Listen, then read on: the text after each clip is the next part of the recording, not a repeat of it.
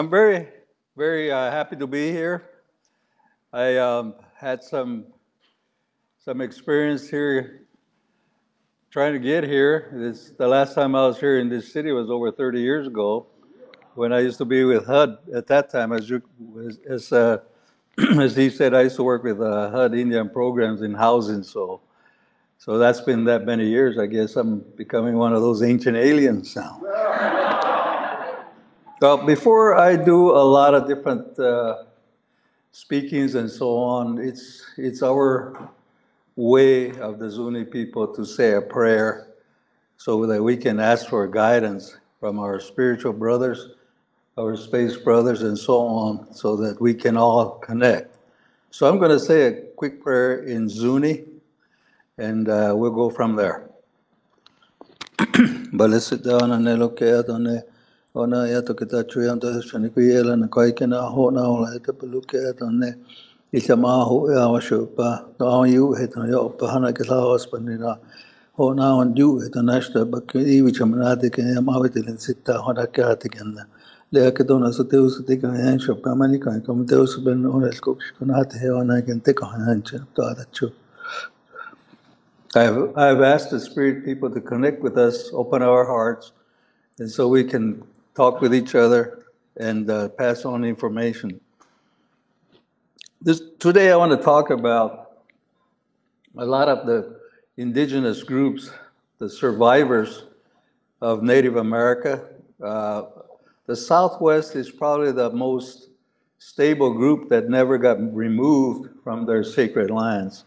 If you all recall our history back on the East Coast Indians, the woodland Indians, especially people on the East Coast that were sent out to places like Oklahoma, they lost their sacred places.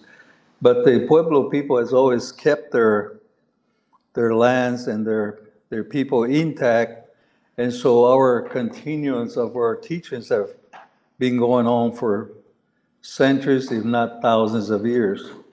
And today I would like to touch on the things that I have been working with for a number of years, not only from the scientific part, the historic side, but also from the spirituality side. I belong to many different orders, like my introduction said, and this is the first time that I've had, well, in the last 3 years anyway, that we've started to come out with my other brothers in the Indian world to start talking to the public about what was very hidden back for a number of years. And there's a lot of history on that, but the important thing is that because of what's going on in the world today, we have had a lot of basis of trying to tell the latecomers to our land here is that if you don't do these things, this is what's going to happen. I think we're now at the stage of reality, just based upon what is going on in the world, the people, and this has been in a lot of ways held back by the American Indian because they did not believe in for the last 500 years. But some of us have taken the steps, regardless of how much effect that they have or our people will have on us. But it's very important primarily for the rest of the world so we can understand each other, and also our youth of the Indian tribes, that they so generously have to be given that information, because we no longer have a continuance of this constant educational processes within our own tribes. So this presentation is based on that concept. We want to let the world know who we are, how we came to be, and what connection do we have with the systems throughout the universe, and why we became where we are at today. So for your information, I am from Zuni, the black part, the dark part over there on the map here. This is between Arizona and New Mexico. And the big reservation on top of that is the Navajo Indian Reservation. And on the bottom of it is the Gila River tribes and what they call the Papago. They call them Tohono O'odham. And on the right-hand side is the New Mexico Pueblo sites around Albuquerque. There's basically only 19 pueblos left of the original. My own estimate is about 200 different pueblos at one time. So I have done a lot of research on this, not primarily from the American history side, but from the teachings of our people in the different tribes, different reservations. So basically, my information have been about at least 40 years worth. So I'm going to crunch this down to about 2 hours. So give you an idea of where we're coming from.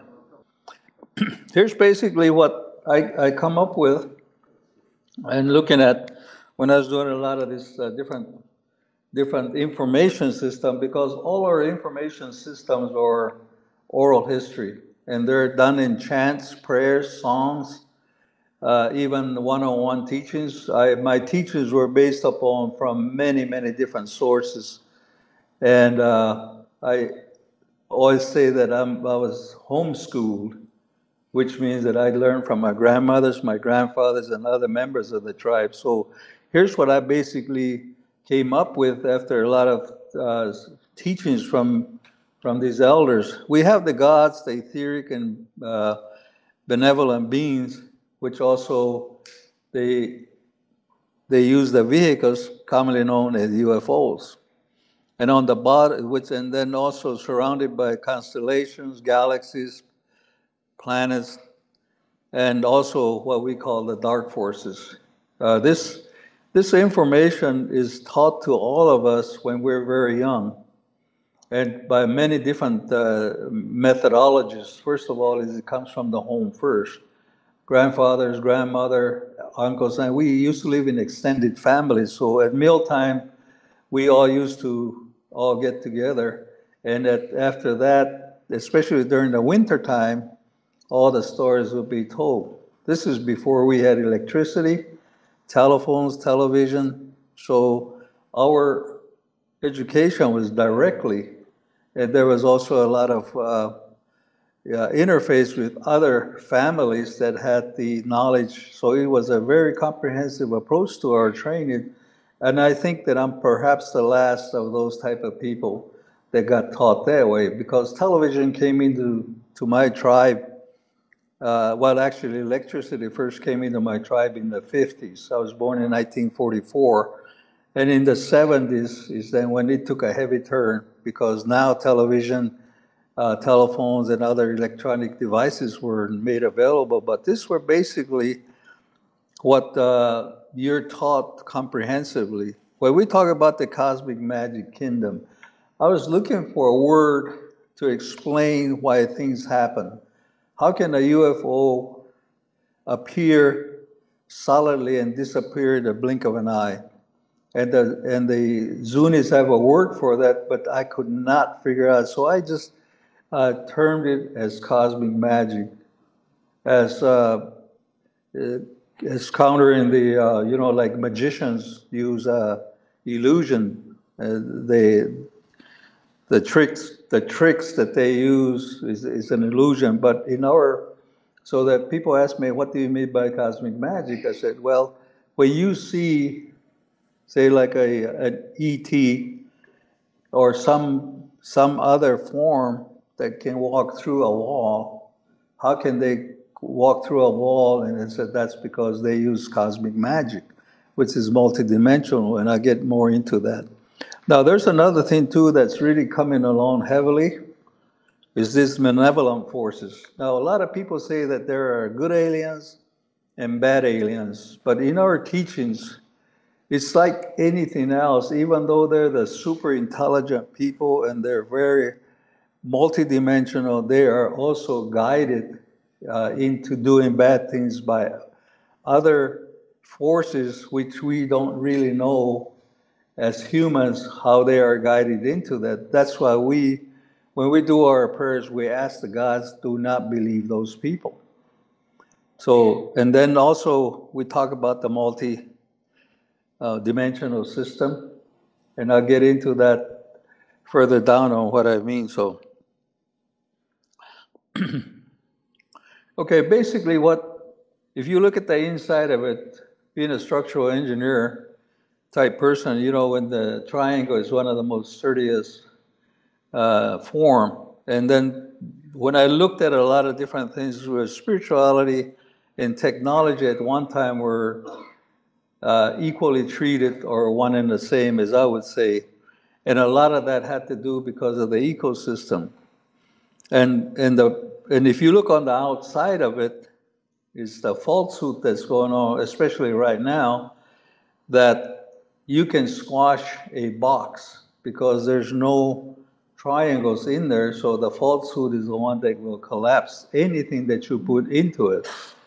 And of course, the most important thing in our survival was the ecosystem, which is the basic things like earth, wind, fire, water.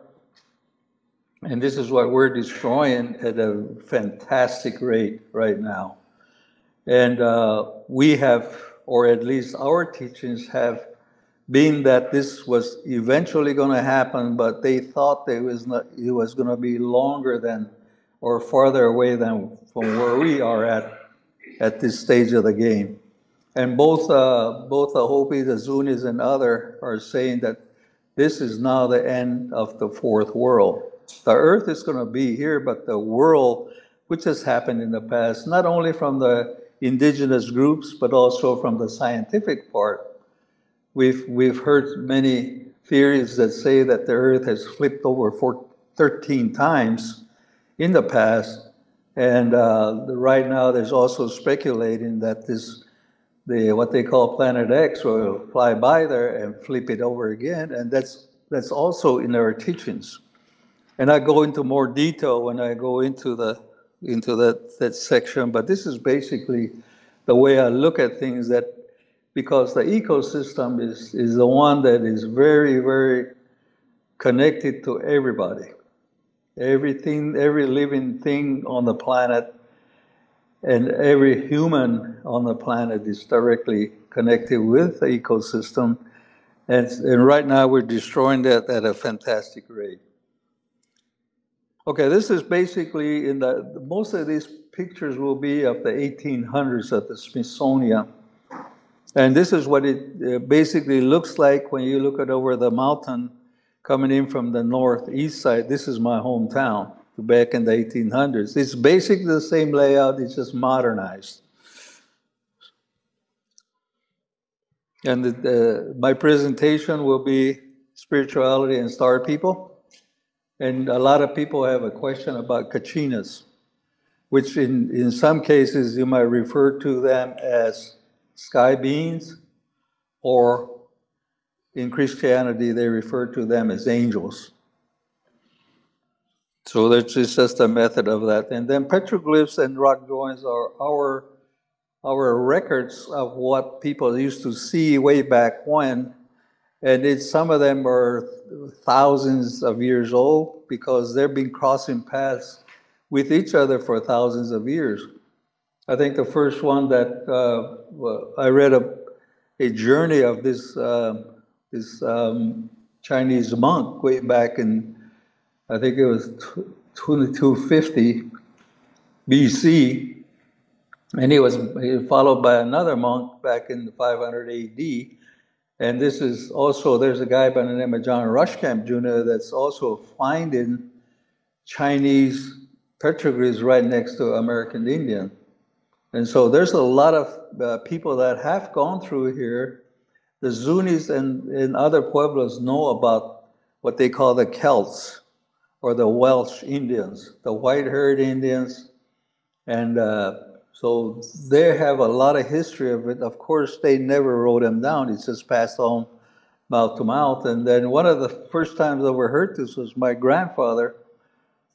He was like a tribal historian because he had a very good mind, and he used to tell us all about this when we were kids.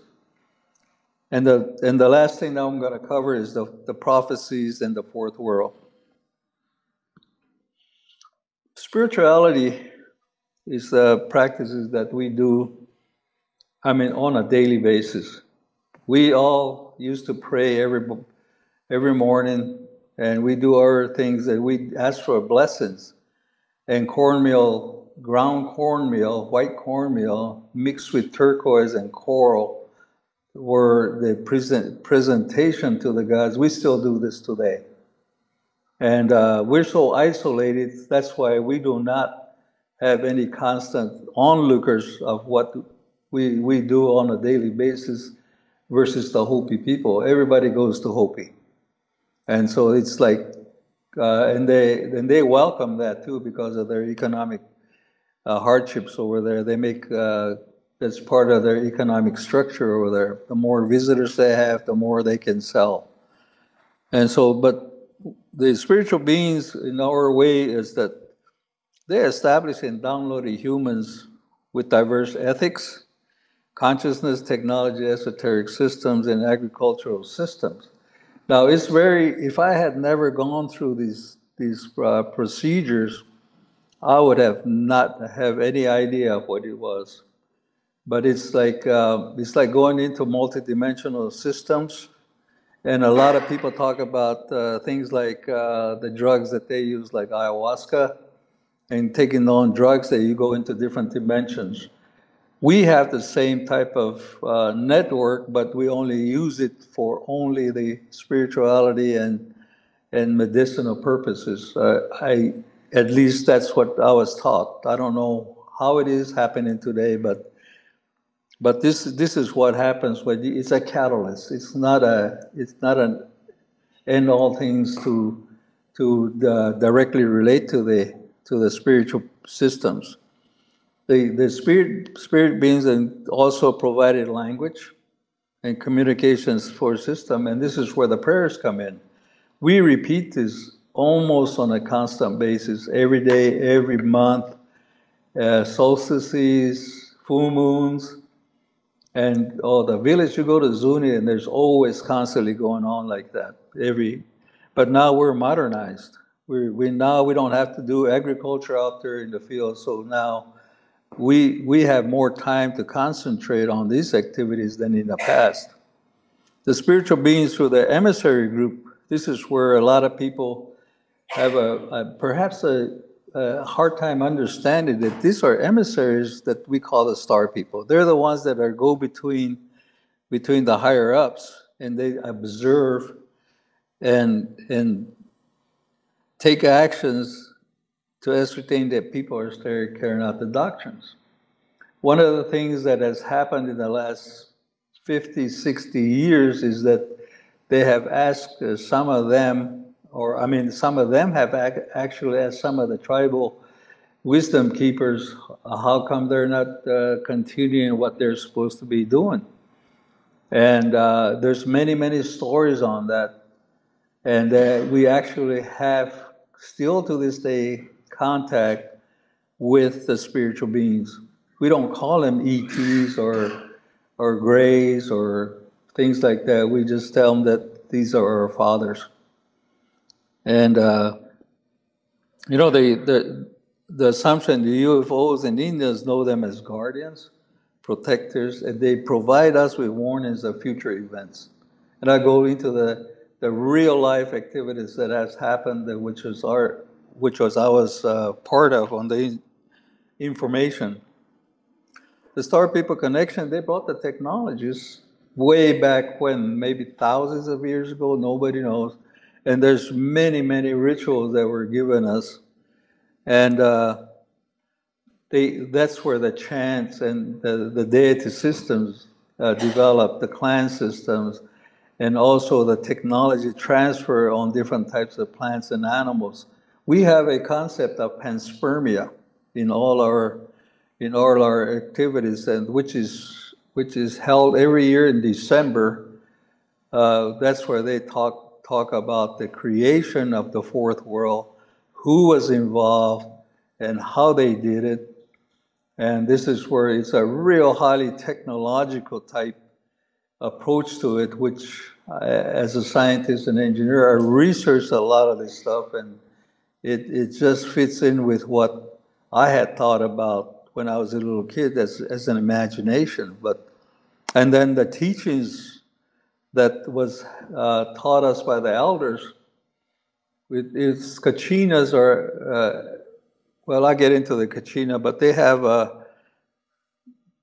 they've always had a lot of this information available, and they also told the invaders of the Indian lands, but to no avail, because when the American government, way back in the 1700s, 1800s, start coming into our lands, we tell them that is our sacred mountain, this is our sacred lake.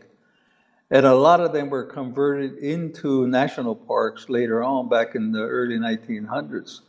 A lot of those were sacred sites that were put aside so that the Indians can be removed from that, because if you recall, one of the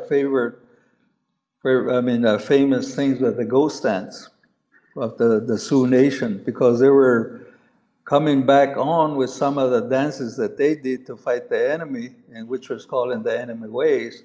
And also that was the underlying causes for trying to get rid of the Navajos, because they're the biggest nation, because they were also had those type of systems that they can attack. So it's been always been like that since the coming of the white man to this part of the world. And it's kind of sad to see what's happening right now at this moment. They still continue. They started out with the American Indians, but that's a different story. Now,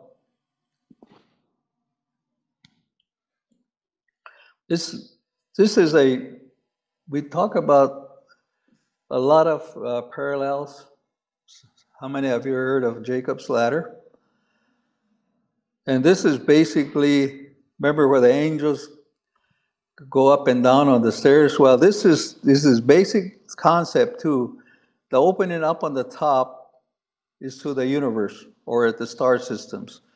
And they're inside in what we call the light world plane.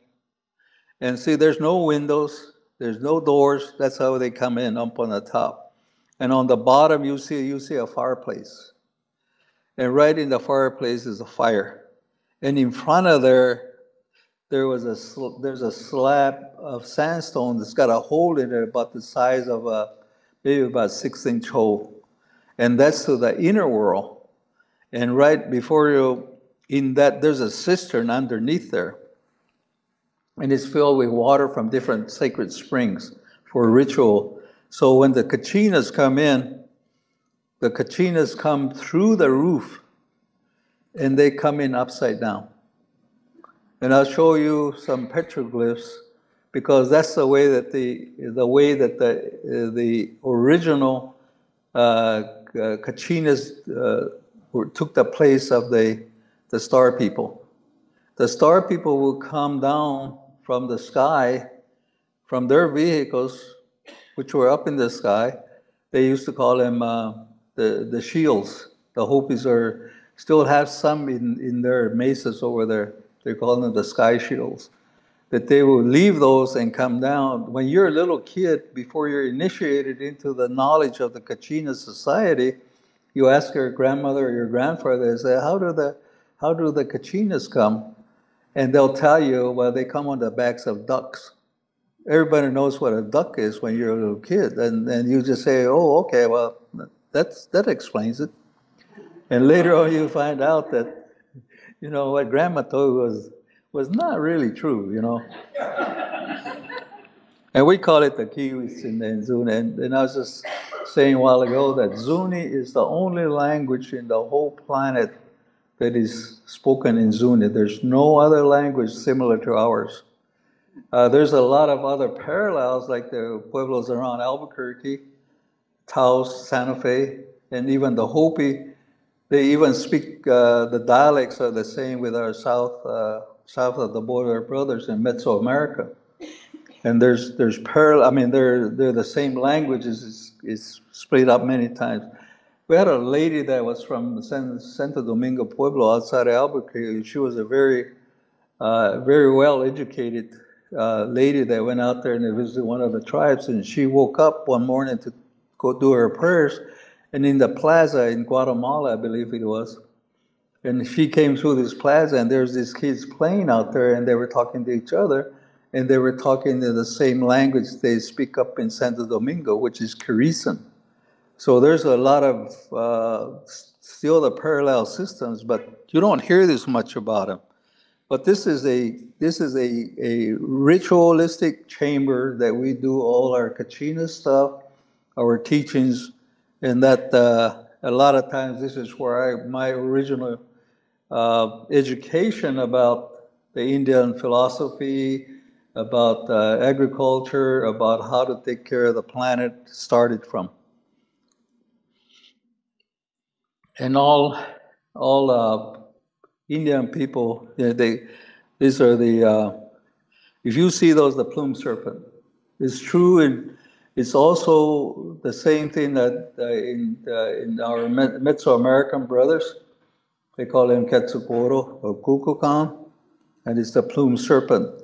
And it's also can be depicted as a flying dragon, like in the Eastern people in Japan, China, and so on, because those are also in our history that they would fly and they could also go into water. So if you look at and I'll have a better picture of that here. And then this is the Galaxy Fraternity, which I am a member of. They also call it the Clown Tricksters.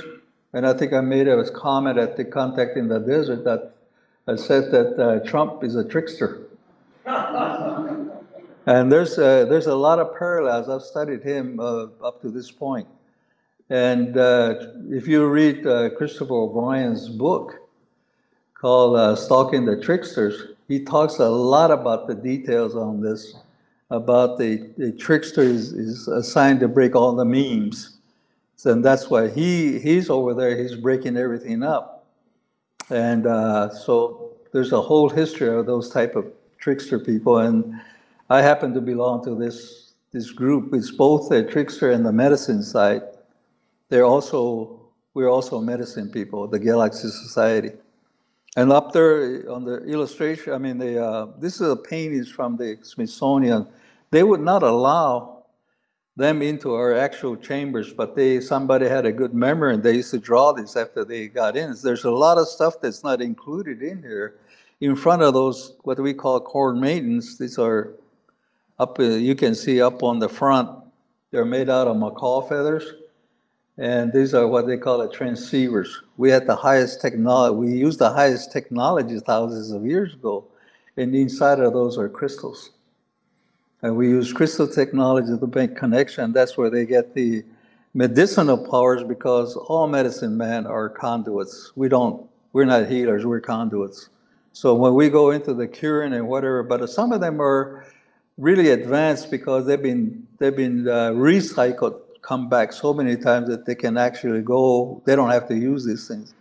One of my teachers was from Hopi, and he was younger than me, but he was also my teacher. He could take a bottle of plastic water, and he could look through there like a crystal ball. And I was so amazed at him when he used to do that. He'd just turn it around and do a remote view, and he would tell you, and he would look through your body. And so that's what he's doing, is that now he's at that stage where he can actually do that. This is what's happening with the new kids that are coming in. The rainbows have got that ability. And I'll go into that in more detail. But anyway, if you look at this illustration is up on top is the galaxy, the Milky Way galaxy. On those are the birds. The birds were the first ones that taught the Zuni humans how to make houses using clay. And those feathers are the firmament, or from the heavens, and the stars up there. That's the Milky Way galaxy. And that cross in there is also a cross that is above the altar, and that becomes alive when we chant into it. So it's a very highly sophisticated technology, but when you look at it, it's in a very simple form. And we also use animals. In all the different altars that they have, it's the basic animals like the cougar and the wolf, eagle, badger. Those are also the healers that we ask for their guidance and their power to do healing practices. Here's another one that is also an emissary, and we call these the twin gods. And I have gone through many ceremonies on that now that I'm up in that order. And these are made every year. And these are the ones that are protect the atmosphere, or we call it the upper world. These are twin gods. If you look all over the world, there's always parallels, or they were taught how to do weaponry and warfare, even though we're peace Indians. I guess that term of strength through peace comes into play, or peace through strength, rather.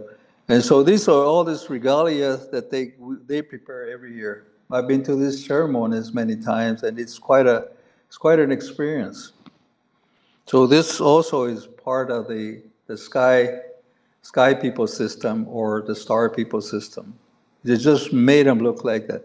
These are the old ones that they replace every year.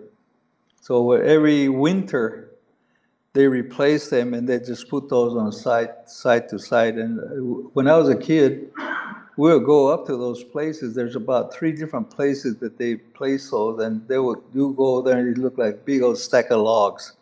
And in this case, they used to stand up, this back in the 1800s, but there are so many of them that just fell over.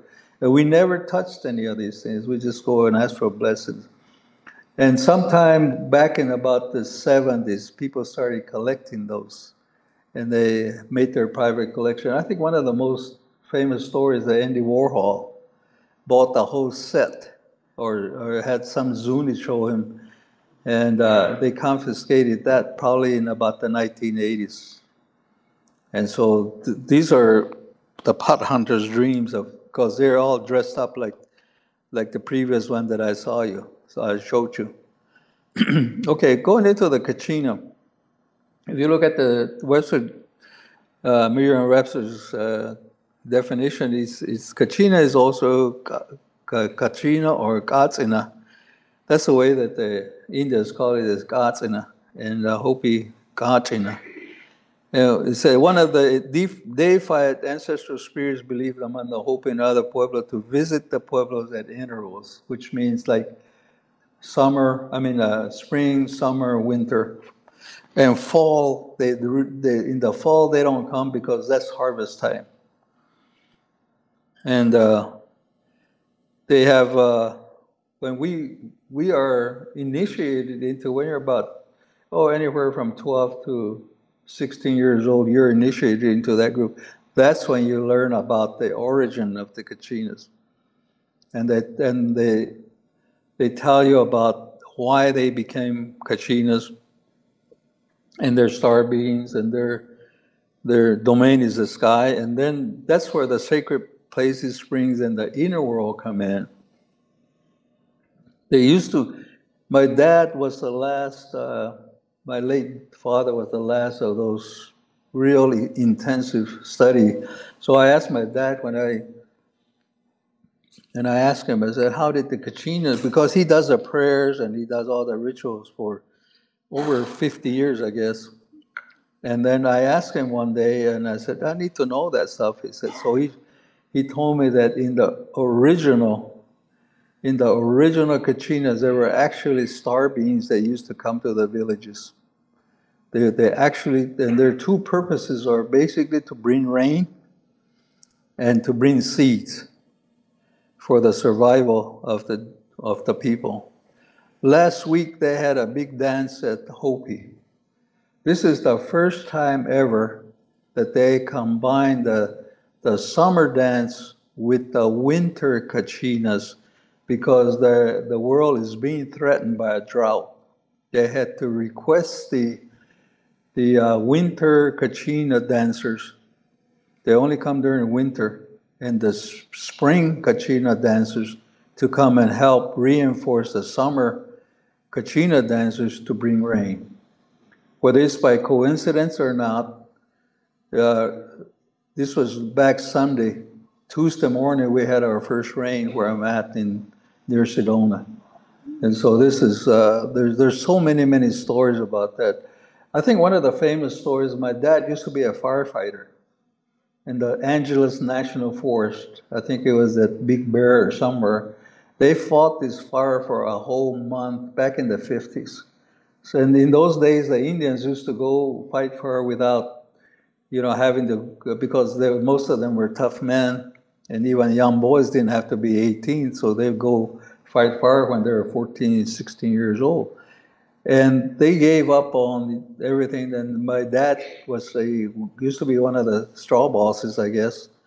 And then at that time, this had been going on for about a month.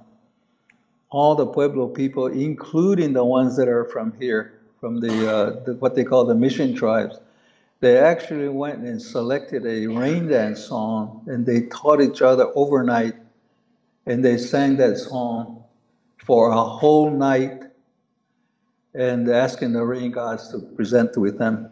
And then, without hesitation, I think it's the next day, the weather came, and it was the drizzle rain. It was no lightning, it's just a drizzle rain. And so with some people can laugh it off, but when you start asking when you all get together with one thought, you can manifest anything. So we still believe in that. So this is one of the things that you see. One of the things one of the first things that I learned about atmospheric conditions was that in the spring there's what they call, I think they call it sleet, or maybe it's little tiny hail that falls probably in the month of March. It's not the big hail. So my grandfathers, we were in the Kiva, we were preparing for Kachina, and then they kept saying, yeah, the planters are coming. And I got curious, and I asked one of my grandfathers, what do you mean the planters are coming? He said, well, the planters are coming. Because when those little tiny hail drops, they bring the seeds. And I said, nah, that can't be. So I said, well, go out there and take some of that hail, take it to your school and look it under that microscope. So I did. And those when the seed blows up during the spring, it goes up there, and the moisture accumulates around there and puts an ice on it, so it drops back down, and it's got seeds in there. And so when I asked my biology teacher to look for it, and I say, yeah, there's some seeds in there, but they were tiny seeds. That's the stuff that grows first. One of them is a mustard seed that grows up on the rooftops when we had So there's a lot of science that these people had known about that I never thought that we had until I went to college. So I used to sit in the back of the room when the professors were talking about it, said, we already know about that.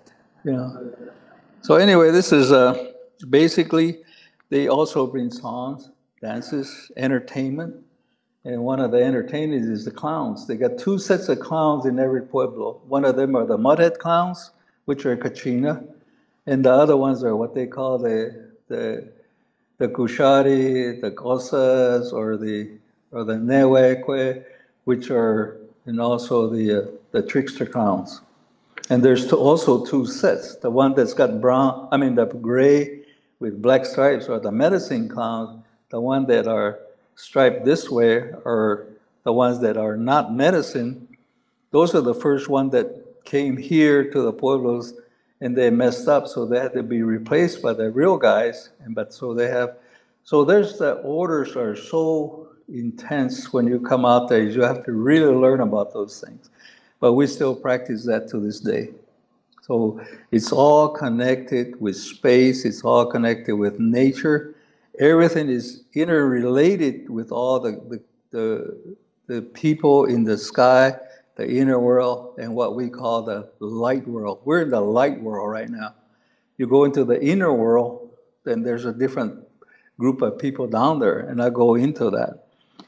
I get together with Corey Good and David Wilcock, and I think if some of you saw that Gaia interview last September, we started talking about that, and I think we're going to continue more on that, from what I understand. Yeah, there's, like I say, they guide us, they keep Earth in balance, and one of the things that a lot of people don't understand is that In Hopi, they say that the Kachina go to the San Francisco Peaks, which is Flagstaff, Arizona. No, they just go there temporarily for the night while we're visiting the Pueblo, the Hopi. Their actual home of the Kachina is near Concho, Arizona, St. John's, Concho. And we make a pilgrimage, the Zunis do every 4 years, and other Pueblos also make a pilgrimage. So this is where what they call Zuni heaven. I forgot to point it out at my original slide, where they had a little brown spot in Arizona. That's Zuni heaven. We won that. The Zunis won that back in the 70s as part of the land claim, and so that's also a reservation that belongs to the Zuni now. You know, the Zuni spirituality continuum is circular. If you look at anything that American Indian does, it's circular. The Council of Elders, the government are in a circle. When they sit down, if you look at the what do you call that? All the teepees are in a circle. They're all structured, and the teepee, if you look at it, it's a pyramid. It's also got power that goes in there. So they're all, the spirituality is a circular system. So by that I mean and they're interpreted by songs. I think in my society, there's 144 songs. I asked my grandfathers, how long would that take if we sang all of them? And I can't remember that estimate, but it's going to take days to sing all the 144 songs. So and you'll come back to the same place where we started. And the one thing that I learned also is that there's 19 stars in the Orion system. There's 19 springs that we talk about in Zuni coming from the west. And there's 19 places that we coming in from Los Alamos. That's a portal of all the medicine people. And also we talk about Orion.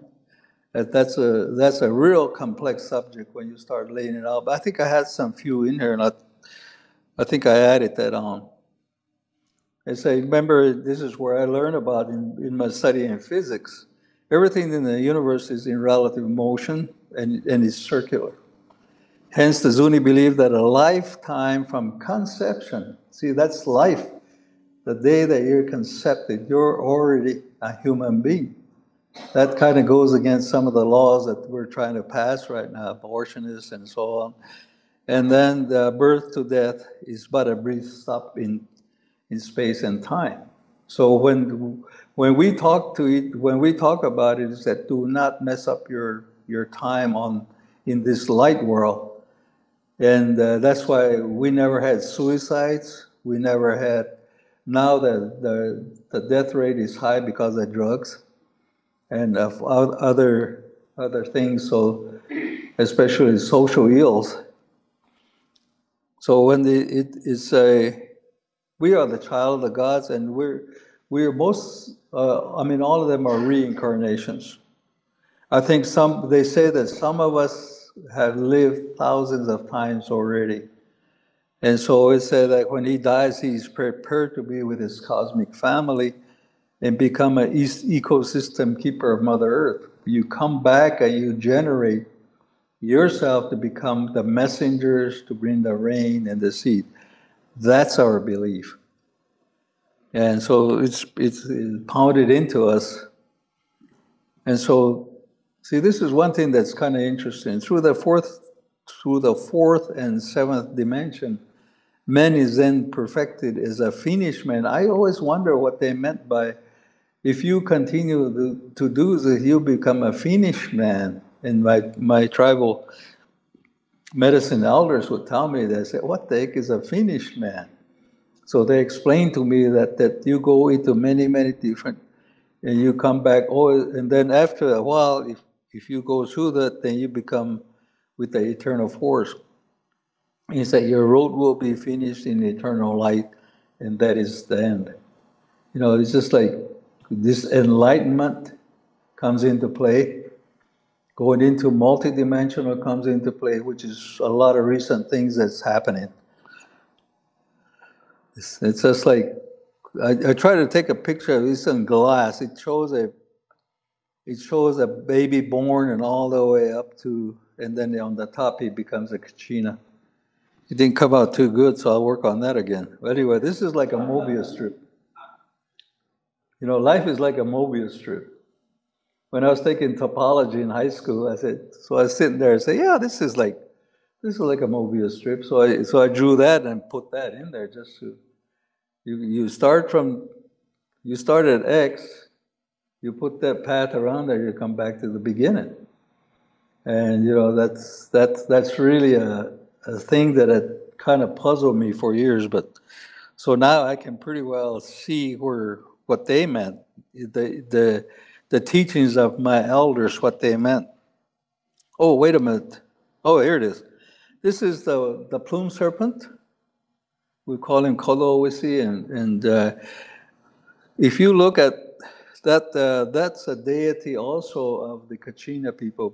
When you're a boy initiated into the Kachina people to wear a mask and to participate in dancing activities, this is the one that comes from the ocean, supposedly, and brings in, and they go through the village. It used to be a real elaborate ceremony. People that did not continue to do this, so we don't have this anymore. It was quite a scene to see, because they would come in remember the kiva that we had? When you're a young boy, 13, 14 years old, and when that thing he goes in there and he sticks his head down there into the kiva and they use a conch shell to make that noise, woo, you know, and all you're over there and you're all scared. But this is the stuff that they use. Now, there's a plug on the end. What they do is that all the spring water that they brought in there, they have these big old clay bowls with all decorations on there. And then they dump that potion in there. They made out of vegetation of many different herbs and different greens from the springs, and they grind it up and they make that sacred water with it. And that's you drink that as to strengthen yourself to become one of the Kachinas. That's another ritual that we don't use anymore. So there's a lot of things that we have lost. Here's what we call the Kalgokshu, means the good Kachina. We dance this every year, maybe about 3 or 4 times a year. The next one is coming up on the summer solstice, and they make this. They come in from the west, and they dance they'll come in the evening and the afternoon. They dance all night and all day the next day. And now there's only back in the 1800s. Now there'll be about at least 200 dancers, because we're a real big tribe. And so this is what they dance for rain, the rain dancers, Kachinas. You know, I talked about the rainbow Kachina or rainbow gods at one time, and then I started being asked the question. I said, what about the rainbow people? And I said, well, they were not rainbow people. They were rainbow Kachinas that used to. See, there were many, many different Kachinas when the Zunis came into their land. There was other groups that were there from other different tribes. So this is another group that merged with the Zuni people. They actually had a war between those people and the other Kachinas and the Zunis. Remember that story about for the loss of a nail, a shoe was lost and the kingdom was lost type thing? These people were very expert hunters, but their bows were made with sinew. Bowstrings were made with sinew. And the other one, the Zunis and the Kachinas, were made with yucca strands. And then you know what happens when they had war during a rainy time, a drizzling, and you know what, when sinew gets wet, it starts stretching. So this is one of those warfare type stories that are told us. So that so they made a truce, and we used to have this ceremony. It was an elaborate ceremony. These were the Hunter Society people. So there's many histories of it. Now this is what, if you notice on the beginning of my slides, I had those Kachinas on the corners. This is the group that is also comes during the winter, right before the solstice. These are the other Kachinas. This is what they call a longhorn, and he's also a rain priest. They're all rain priests, and this is a real elaborate ceremony. And now it's one of the famous ceremonies. It's open to the public, and you can see all these things when you go to Zuni. Now here's what I have another presentation that talks about these Kachinas. These are the Shalako Kachinas. They're from, in the story, you don't know this until you become one of those guys to be a Kachina, that they tell you the story about. This is where the panspermia theory comes into play. There's 6 of them. They came in from different directions. And when they were bringing the seeds to the earth right after the water settled down, and so they're like missiles. They're like spacecraft. There's no arms. They got their own signal system, and each one came in at different parts of the world. The kiva that I belong to went inside of the planet, and that's the way the songs are made. So these are also another group of Kachinas. We have so many different groups for different purposes. And here's one that was kind of funny. I mean, not funny, but interesting. He said, we call him the Kathlawani. He said this was made by got that from Ruth Bunzo's book, Zuni Kachinas. And he says that he lives in Springs. His long hair is rain. Once he passed over Zuni in the air, he was long and shiny like an icicle. This was way back in the 1900s. And there's no airplanes at that time, so the closest one was a dirigible, but it looked like an icicle. So we have a lot of those UFOs and different shapes, orbs, whatever. But I have been away from there for quite a while, but there's a lot of things that are happening right now, almost on a nightly basis.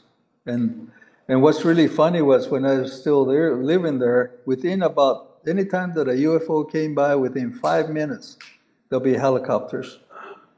Within 5 minutes. I said, where do they come from? The nearest base is Albuquerque, which is about 150 miles as the crow flies.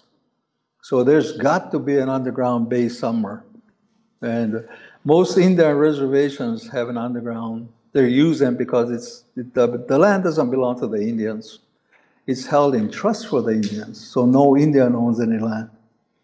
So they can use whatever they want. And one of the things that was really interesting as a side note here was that when Hillary ran for president, she was going to convert the Indian reservations into what they did back in World War II to make camps for our enemies. I guess at that time it would probably be what's going on right now.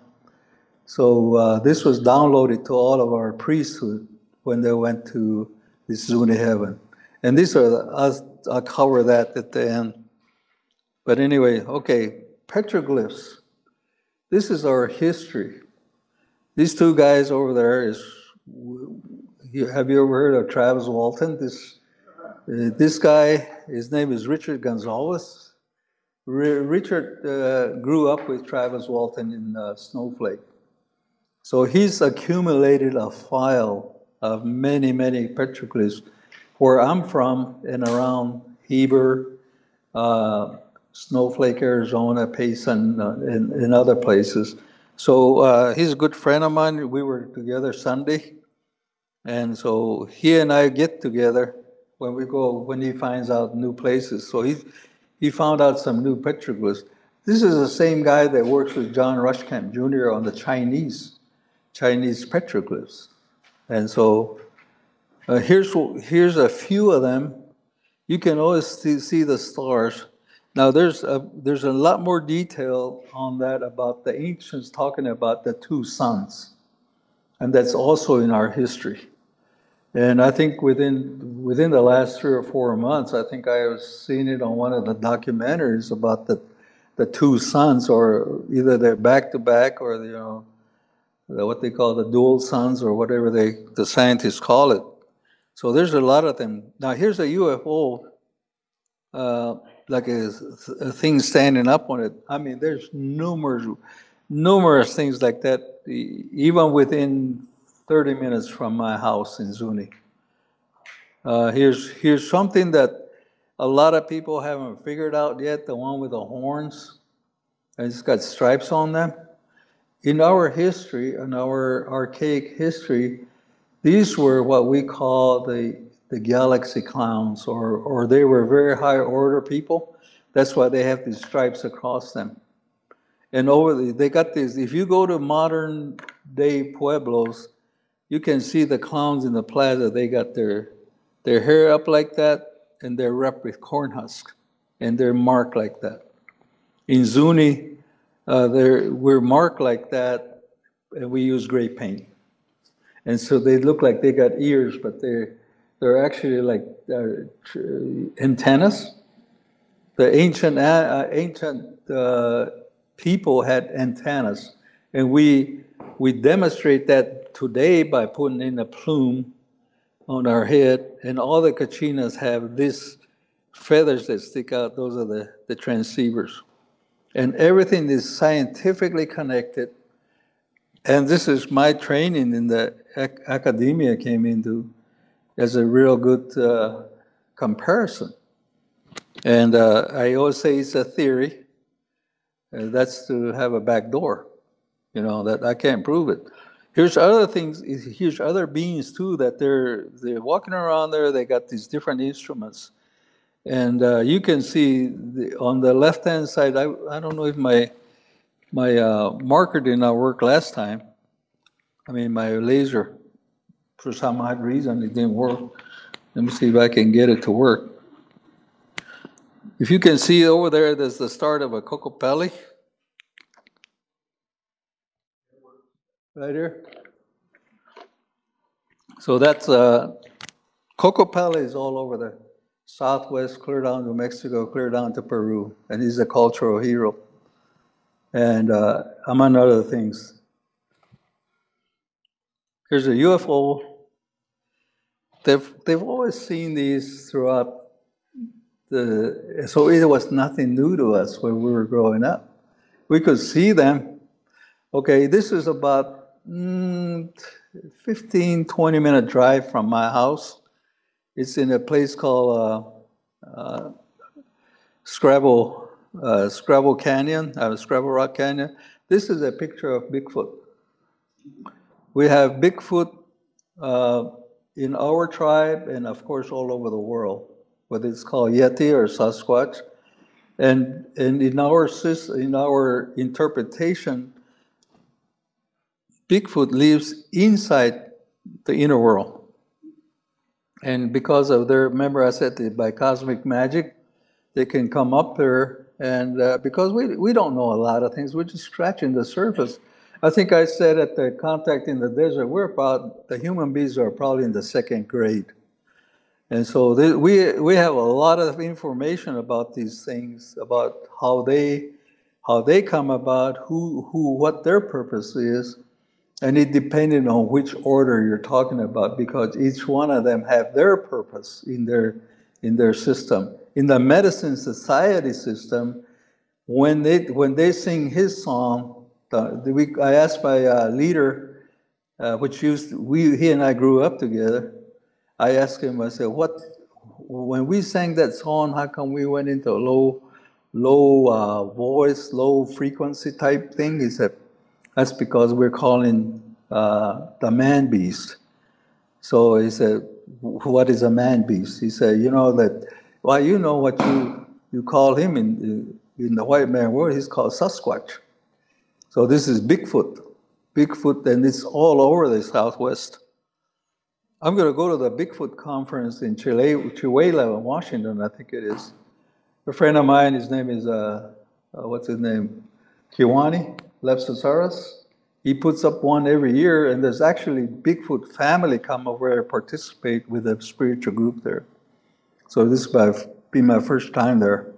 About 2 years ago, those people that were going up there, they were trying to figure out what they would take to the little Bigfoot kids, and they brought these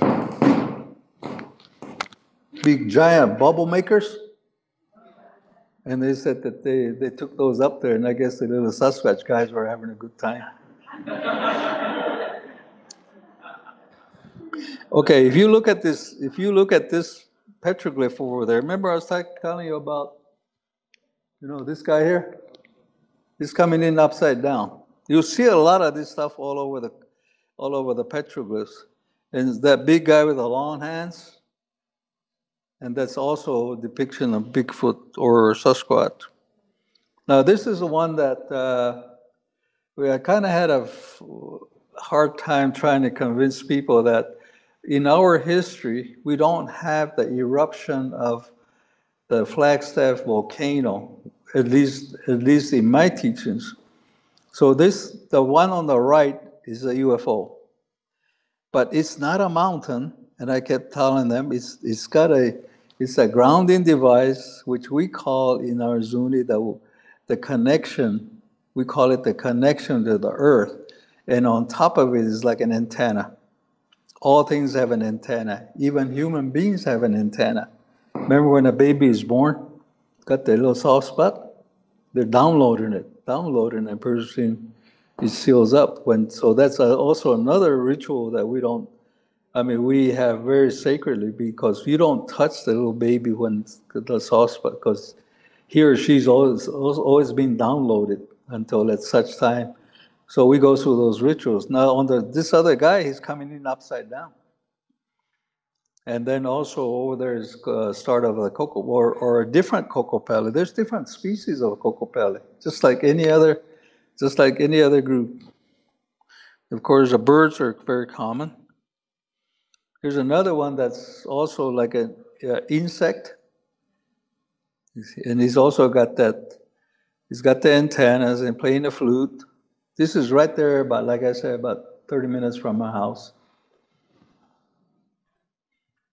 Now this is, if you go to I think it's Seco Canyon. I think I had Zigo on here. If you go to Seco Canyon, the back door to Skinwalker Ranch, you see the same guy in there, like over here. And then if you go to Los Lunas, New Mexico, where they have also a figure like that, these guys are all, they've been captured. They've been captured for doing something, but look at his feet. So they used to capture a lot of these type of people way back.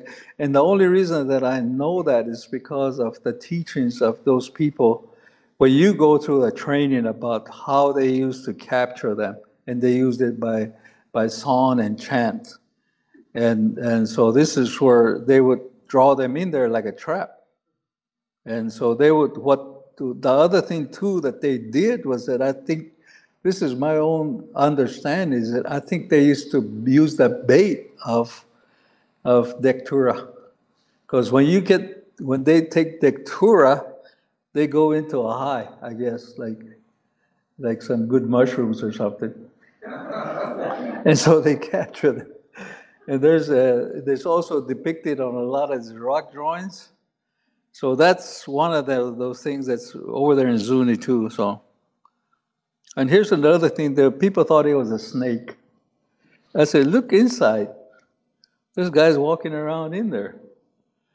And this is the one that if you keep up with what's his name, Corey Goode's Secret Space Program, the long tube, the ones that's got the space station, the super space station.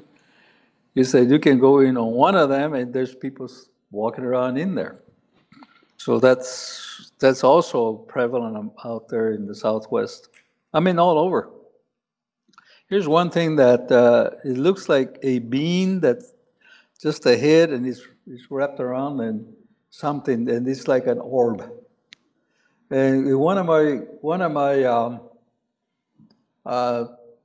trips out to Cottonwood way back about 5 years ago, a friend of mine was taking pictures, and it was very hot this time of the year, so she went out and took pictures of orbs, with a digital camera, just snap, snap, snap, snap, and she brought it back and said, look at this one here.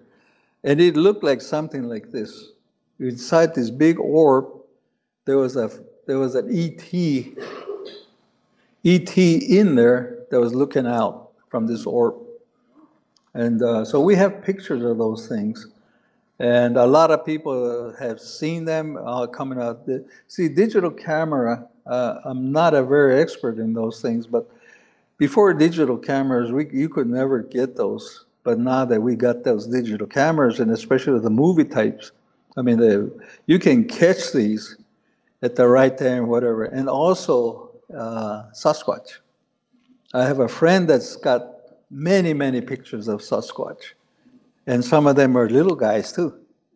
And when they see that, I guess something in the camera, I don't know how the digital will work, but when it snaps like that, they just instantly disappear. But that picture's already taken. Either they run away or they just vaporize. And I kept telling them, I said, they went into the other dimension. So this is very interesting. Okay, here are also another type of beings they're very, very tall. We talk about giants. There's always been giants out here, especially what they call the Colorado Basin. And one of the theories of the Chaco culture is that the red-haired giants is the one that invaded the Chaco culture and other cultures that already existed probably around 1500 AD. So they just simply disappeared. But I tried to go back there and find out where did they go. And all the Pueblo people, they have no connection with them. They just simply disappeared. The funny part of it is there were no dumps, so to speak. There's no shards around there. There's no burial sites. And they just left it like they just abandoned it one day, and all the things were intact. So they also tried to tie it with cannibalism way back about maybe 1980. And there was stories about cannibalism in my teachings, but it was at a later age. I mean, like maybe around the 1700s, when they would disappear, and that's where another group of people came into being, which were what they call the dark forest people. Okay, here's another picture of or petroglyph of a flying saucer coming down there. Now you look at some of the beings that are over there. They look like they're presenting something. These two guys are, they look like little stick man, and there's these other big guys. They're looking at them or dancing in front of them. So this is only merely speculation. Now we're going back. Remember, we're talking about the two suns. You can go to a lot of these different canyons and you can see these symbols. The reason that it's not a star is because the stars have pointed instead of like this. The sun is always depicted as one that's got rays coming out. So this looks like two suns the twin suns or whatever, the dual suns that have been recorded throughout history. And again, they're just now coming out with that explanation within the last 3 months about that sun. I think I saw it in some of the documentaries. Here's another petroglyph of an ET. You can tell by the size, especially with their eyes. Now this is in Seco. I think it's called Seago, if I'm not mistaken. I went there with the Ancient Alien documentary crew, and we have a whole film on that. I haven't found it yet, but Again, this is the back door to the Skinwalker Ranch, and those are the ones that are the famous ones that you see in a lot of publications. And we were out there, and this is a canyon. On one side is this is on the southern side, which are painted in red, and these are like the medicine people. You can see that they have a snake, the snake type thing. They were snake people also. The snake to the medicine man is that we call them our children. And I asked the question, why do we call them our children? Is that because we have to respect them, because if you look at the other plants, the birds and the bees pollinate the fruit trees and other trees. The snake is the one that pollinates the herbs because they crawl on the ground, the scaly skin.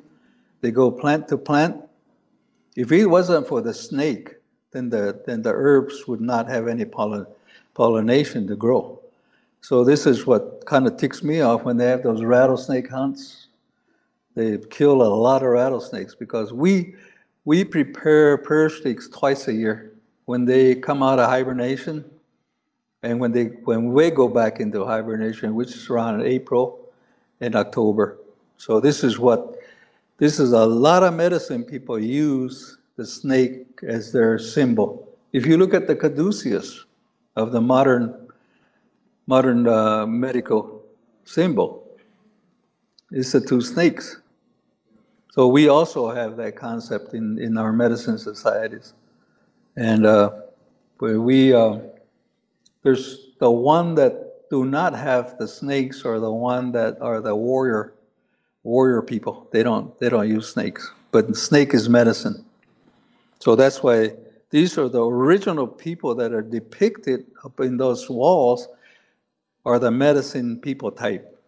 And that's why there's, on the next slide, you'll probably see right there that there's one on his head.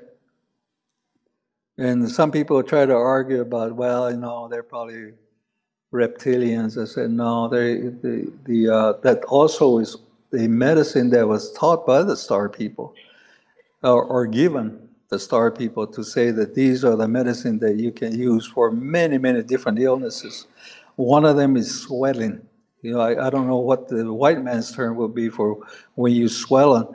And when you use snake medicine on them, it would take out the swelling. The other thing is the ant medicine that the ant people gave us is that, a lot of these people have rashes, eczema or whatever they call it, when they go in the Zuni ant society people, they actually go over there and they take out those attachments, and then their skin comes back to the way it's supposed to be. So we still have a lot of ancient practices that we still continue to this day. Now this is on the northern side of it, and they're looking across the canyon. If you ever get a chance to go out there, that's a beautiful place, and it's got a lot of history on that.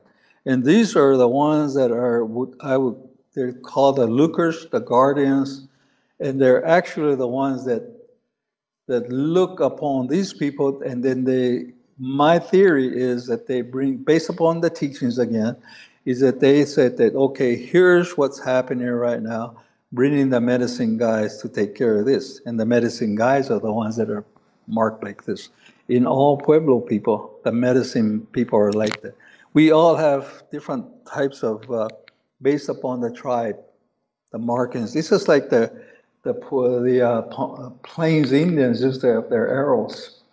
If you go over there and you pull out an arrow, and they can tell you which was it Cheyenne or whether it's Sioux or which Sioux, and it's the same markings of her. But in the Pueblo world, we all have our different markings when we put on our makeup.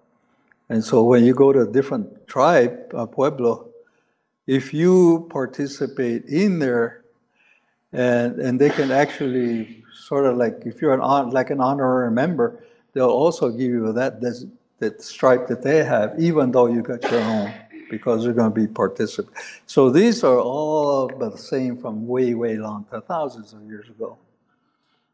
And I'm going to be doing a presentation about Star Trek parallels of the system. So that's going to be very interesting because, and one of the things that I saw about this guy named, I think his name is Worf. That's in what, Star Trek? Oh, yeah, Star Trek, wasn't it?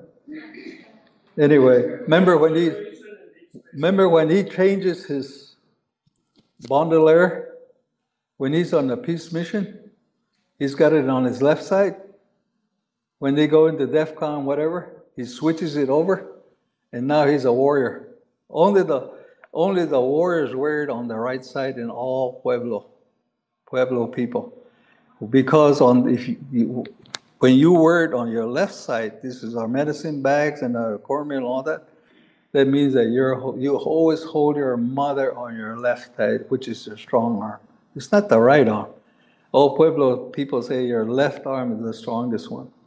We're a matriarchal, matrilineal society, so everything is based upon the womanhood of everything. Those are the ones that rule the world. So that's why we have to hold our strongest on Earth, which means Mother Earth, which is their mother, corn mother, your own human mother, and so we're just actors in the female world. We act tough. Anyway.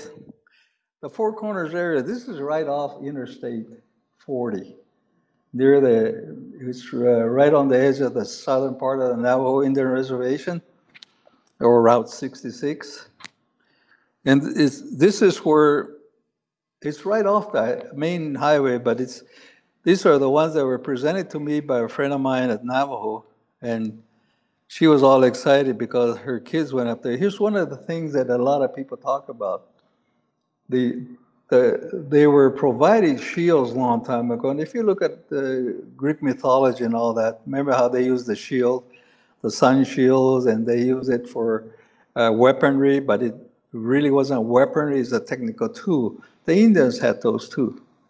They used to use a shield as a powerful way to do technological warfare. It's basically what it amounts to. So these are actually pictures that were made, and this is very hard to get to. This is going to be our next trip, and then we're going to photograph some more at a closer range. Distance. Now let's go into something that I've been talking about. We're up to this point. When we talk about spiritual world, this is a spirit world. These are the ETs. These are the deities that are not seen or in many orders higher up. And then of course, their travel or their observance vehicles are your UFOs. There's many, many different kinds. And also included that are the USOs, the underwater, undersurface UFOs coming out of the water. I mean, like I say, they have the cosmic magic and the technology. They can go through walls. They can go through mountains. I've seen one actually go into a mountain outside of Grants, New Mexico. And I could not believe it because, I've been studying all this time. I can see it at a distance, but I was racing against it. And it's a straightaway, and that thing just kept going. And so I stopped and I pulled out my binoculars, and that thing went right into the mountain outside of Grants, New Mexico. And I said, I always thought that, no, they just disappeared or went up straight up like that. It went into that. There's no other way. So these are the ones that I've seen a lot of that happen. I have a friend that's in Sedona. About a year ago, he called me, and he's one of the old-timers that study UFOs for the last 30 years in Sedona. And he doesn't get excited very much, but he calls me up, and so we had breakfast. He was telling me that he was spotting a UFO, and he had his binoculars and his cameras and all that, and then it morphed into a fixed aircraft, like a single prop job. Here's a UFO coming over there. He was watching it, and then when the UFO found out he was watching it, all of a sudden it became an airplane. And this guy won't lie to me.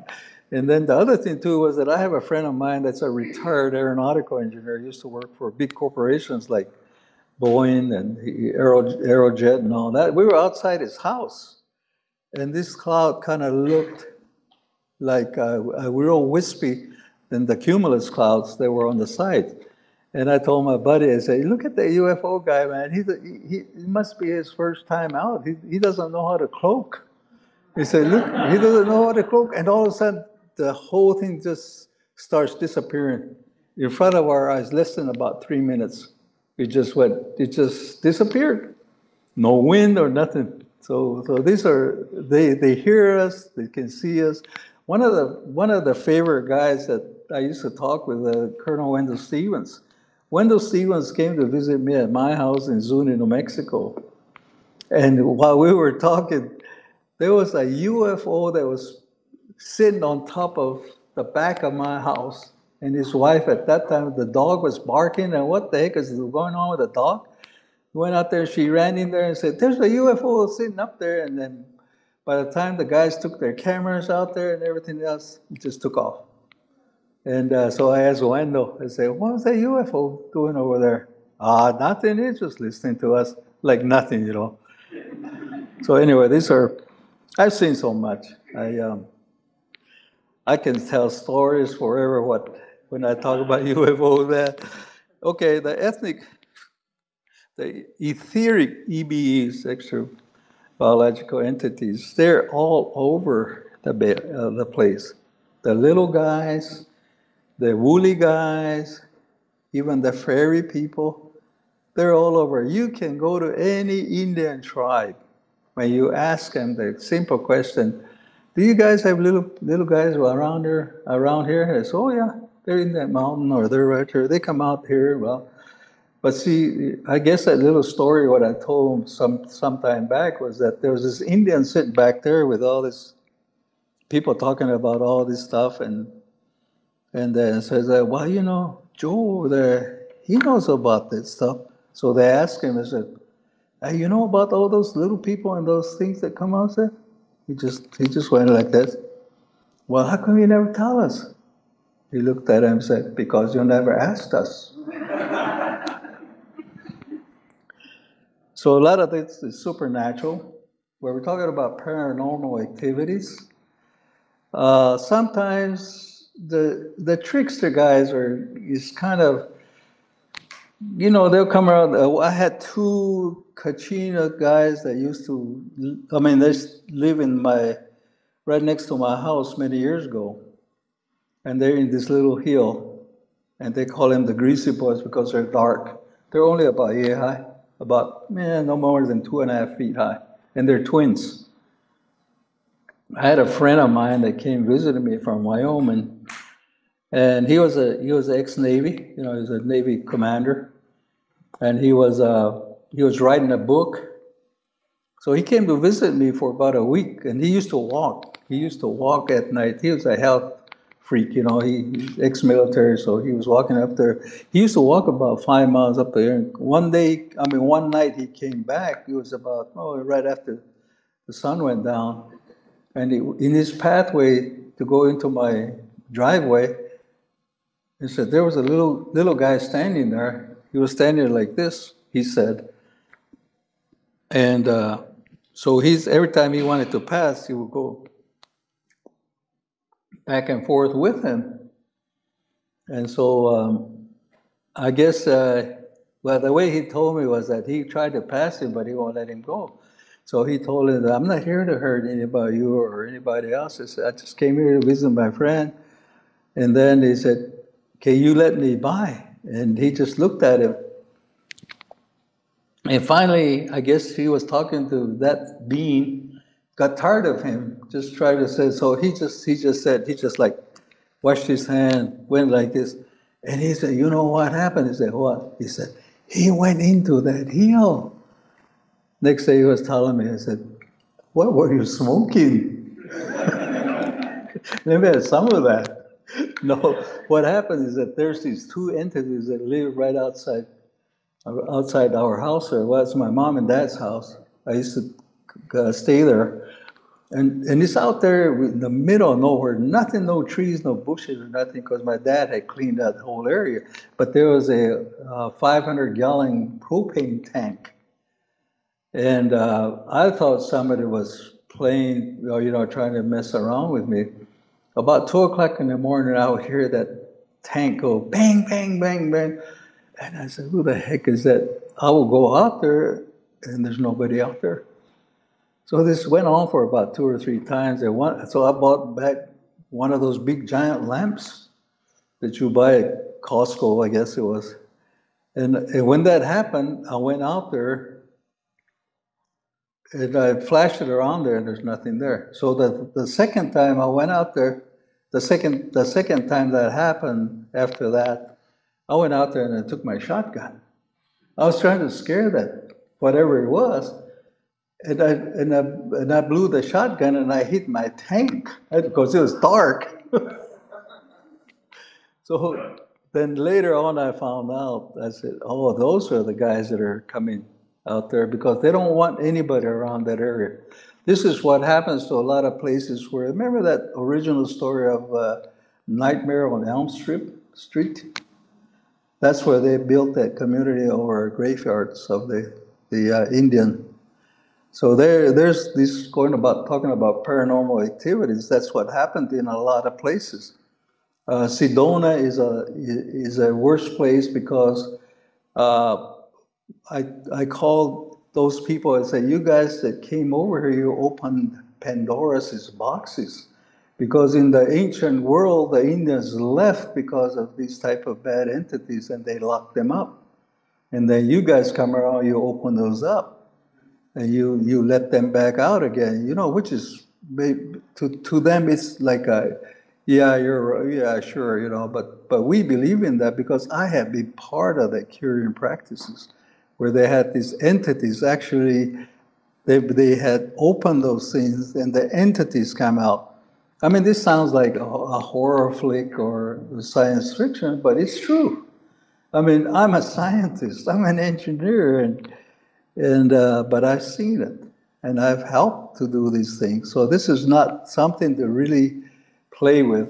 And maybe if I was younger, and maybe I would probably just slough it off. But I have no other reason to be to make things up because I'm in my stage in my life. I have to tell the truth.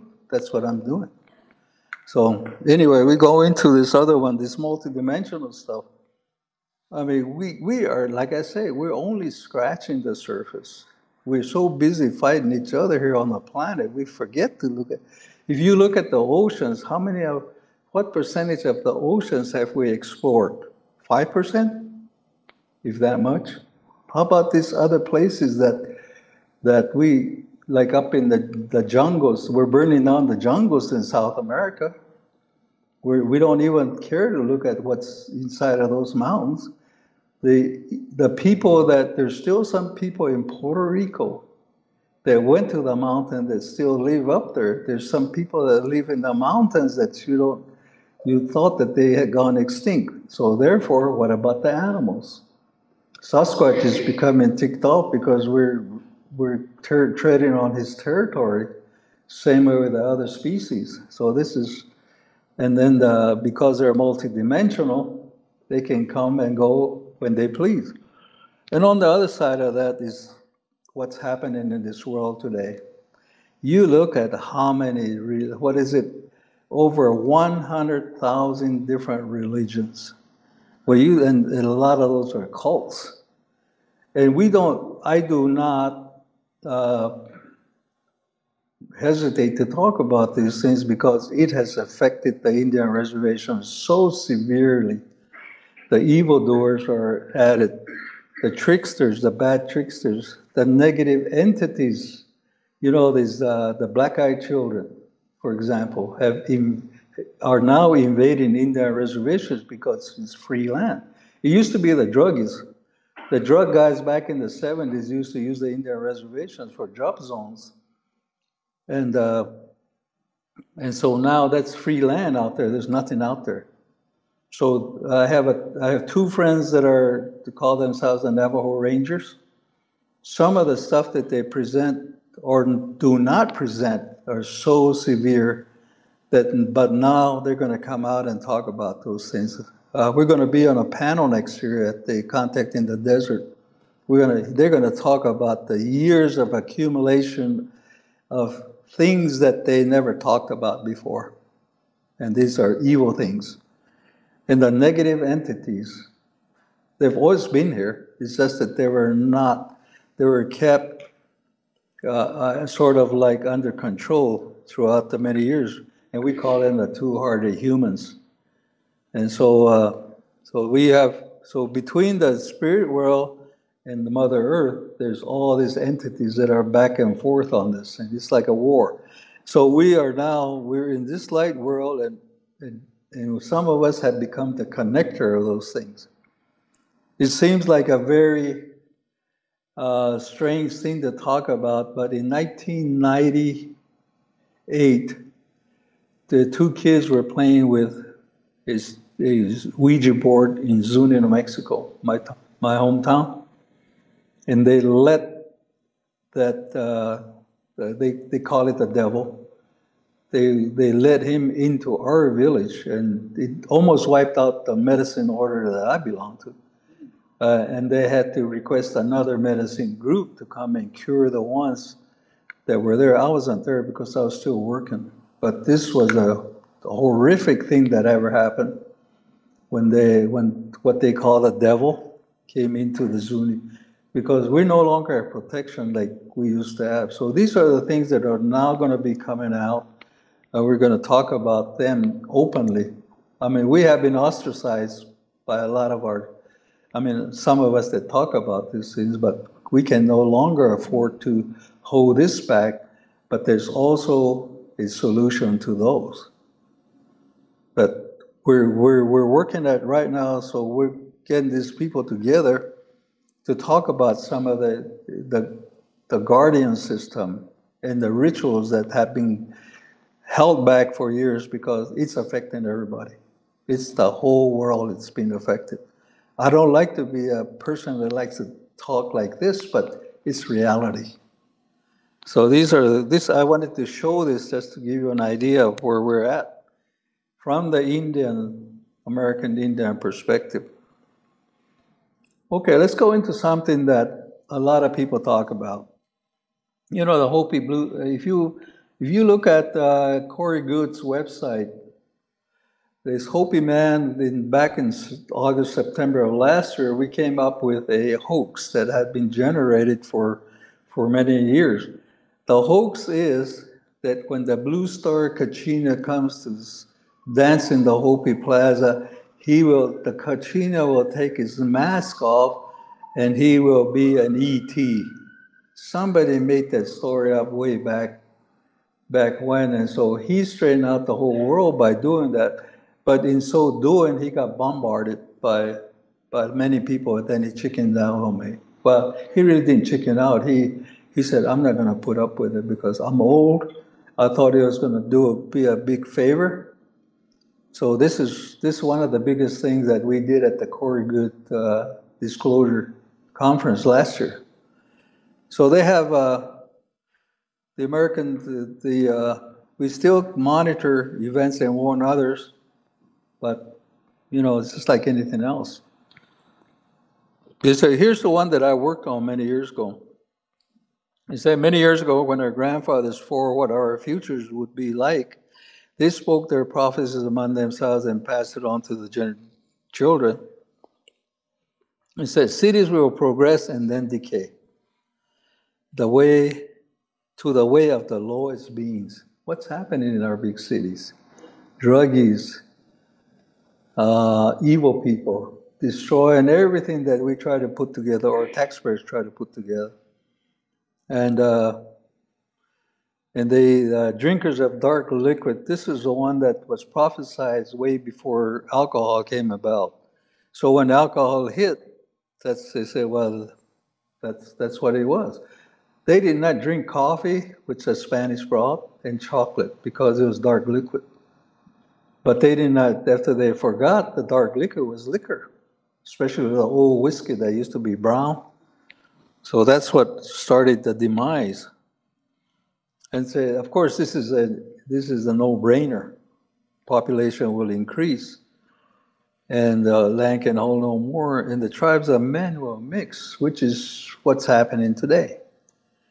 In the old ways that they used to back, I guess I'm the last generation that if you wanted to marry an outsider, they have to really go into a thorough analysis of who that person is, or what tribe or whatever. It's okay, then they'll approve it, but not anymore. I mean, it's just, we have all mixed bloods in our villages and tribes now.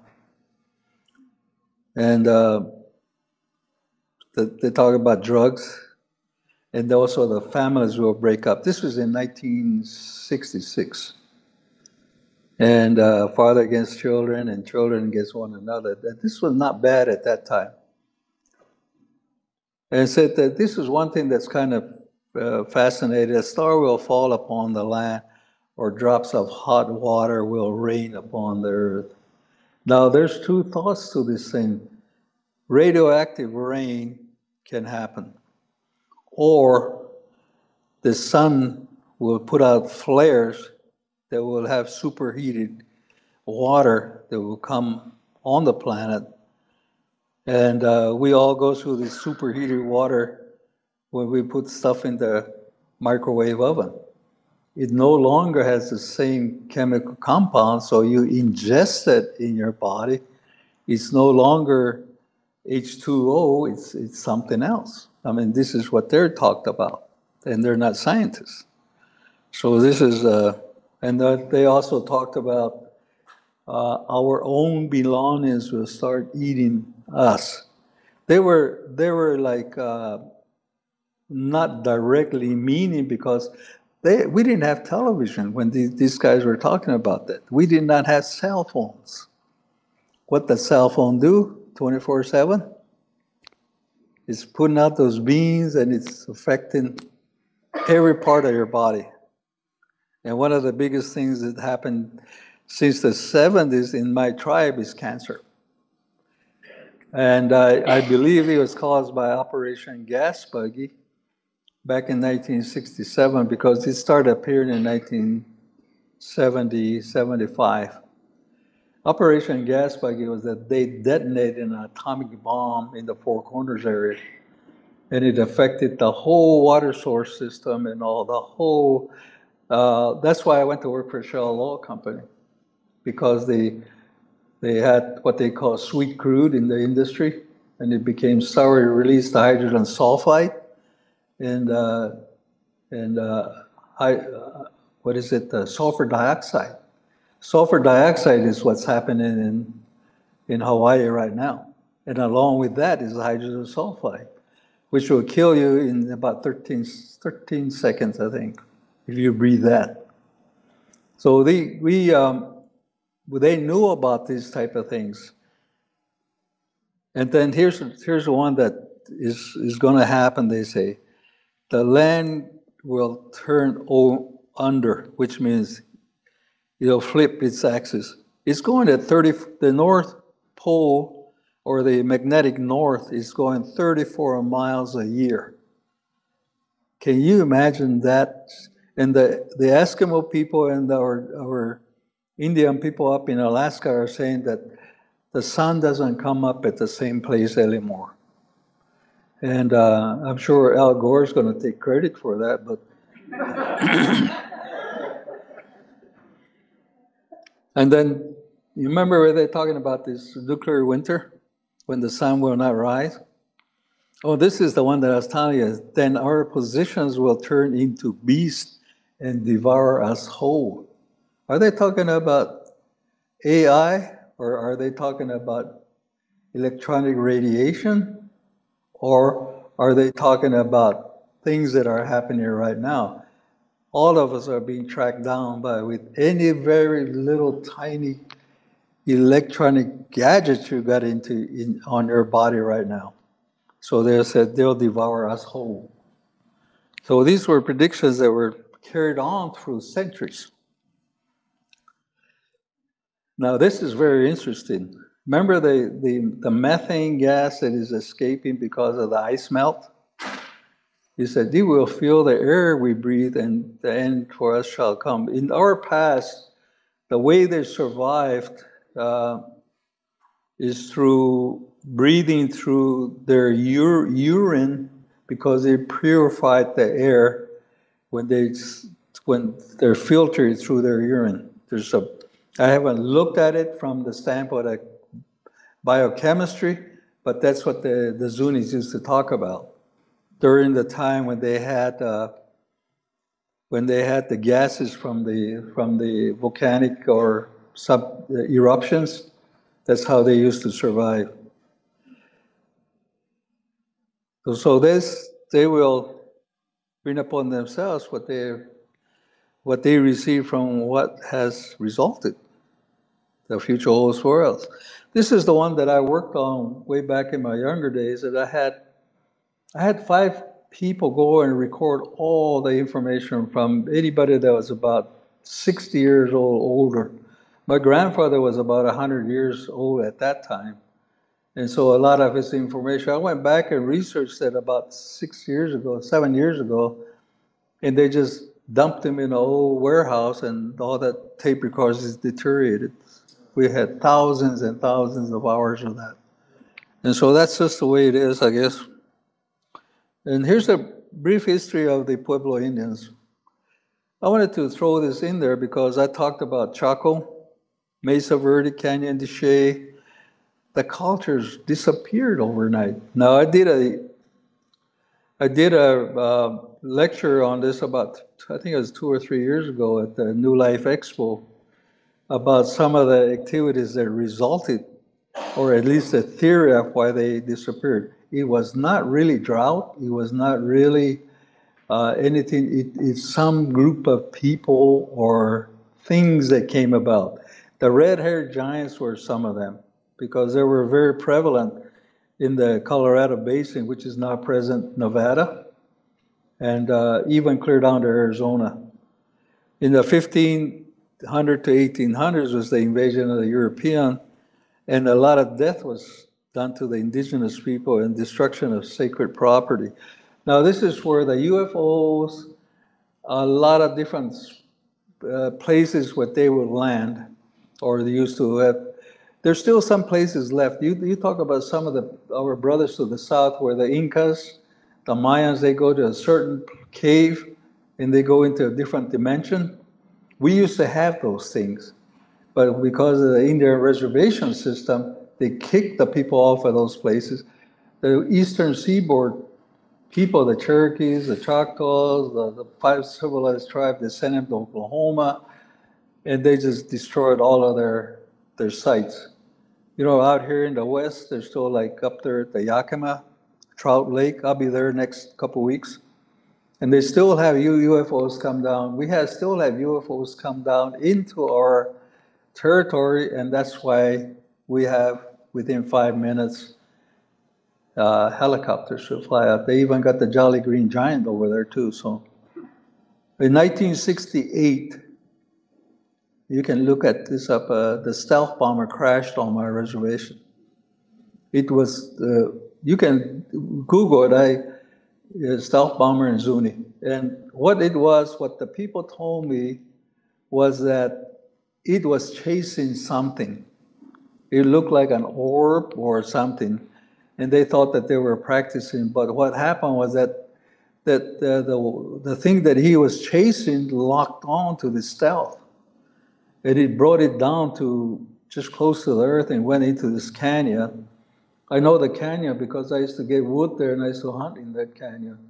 And it took it into the canyon, and then that UFO or whatever just disappeared. And of course, he's going at least Mach 1, and he never re-ejected. And the stealth bomber crashed right there. Within 15 minutes, the U.S. Air Force was there with all the equipment. So they isolated that place, and they took everything, but it was a stealth. And it's on, you can Google it. So anyway, that in the 1900, the ecosystem was destroyed. The removal of Indians from homelands to desolate military reservations. And if if there's any group of people that should really be in protesting right now, it's these people. But it's very difficult because their philosophy is that, well, we are protected by the star beings. They'll handle that type of thinking. So I think it's going to, the world's going to end anyway. So I think this is the reason. I used to work with all the Indian tribes. It was very hard to talk to them about what can they do about it. So anyway, 1900 to present, they became prisoners and they put on reservations. And this is where they lost a lot of contact with the sky beings, sky people. Because now they don't have the, you remember that movie, Encounters of the Fourth Kind, was at Bear Butte, that mountain, the Sioux Nation, where they had the UFOs come in? It's still happening to this day. I have a counterpart of mine. It's also an engineer. He took his medicine training, and he said that he actually met star beings as part of his initiation. So they're still here.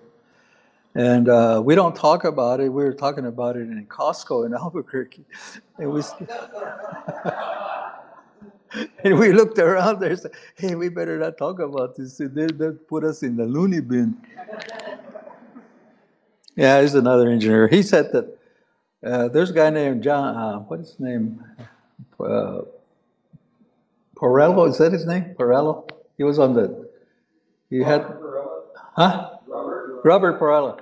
Yeah, he's got remember his book got that picture of something that's got little lights on it, like a beam on his book. You seen it? That's I wanted to show him what we have in our village, which you saw in the slide. He's the Pathfinder. If you took that and if you took a beam like that, it's got lights coming out there. Well, my friend, when he was going through his initiation process, they took him out he has to have his godfathers on both sides as a protector. And he said that when he first went out there in South Dakota, you know how it's flat. So he said, when I first got out there, I said, I couldn't figure out why there was a Christmas tree with lights out there in the middle of And he said, as I got closer, and we finally got there, and I kept asking my godfathers, what's a Christmas tree lights doing out here in the middle of nowhere? And they wouldn't even talk to me. So anyway, they finally encountered it was no Christmas tree, he says. Anyway, so it's really funny sometimes what we go through. Okay, here's one thing that I did many years ago at the New Life Expo. This is at Mesa Verde. A lot of our ancient ruins are based upon sacred geometry. And I think Arizona State University came up with this thing. But if you look at that same Orion concept, like in the pyramids in Egypt, the Mesoamerican pyramid system, Hopi, Zuni, other systems, they're all laid out the same way. And the sacred geometry, the Pythagorean triangle, the golden ratios and all that, the spiral is already included in a lot of this. And of course, the basic one is the circular.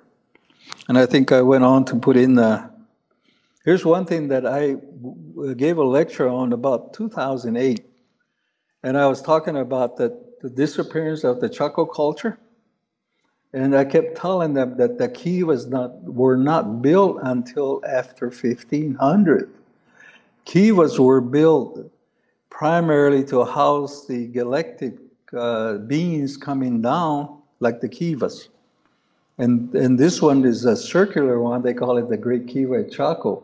So this person made this rendering for me. And he said, if you look in there, there's a spiral that goes in there. It's like a vortex.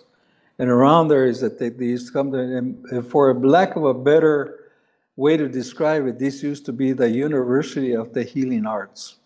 The star people came from a portal out of Los Alamos in the Bandelier National Park. They say that I have never been there because there's a portal there. They opened it up every 4 years, I believe, all the medicine men. I never got a chance to go there. But the migration started from there, and it hit the other pueblos, and they taught them the medicinal arts and also the technology. And then after that, these things disappeared. And what happened to the people? Were they the real Indian people, or were they alien people that came over here to teach the Indians? And after they disappeared, I have gone through every tribe and say, what is their connection with the Chaco culture? They have their connection in other places, but not the Chaco culture. And I know they can't lie to me because we all. So this is one thing that I talked about, and this guy came up with, and he made this for me. So here we go. Here's what I have been studying from many, many different sources. It said the guardians of the sky, inner world, earth, and all living things have increased activities to wake up the people. When you talk about crop circles, there's a purpose for that.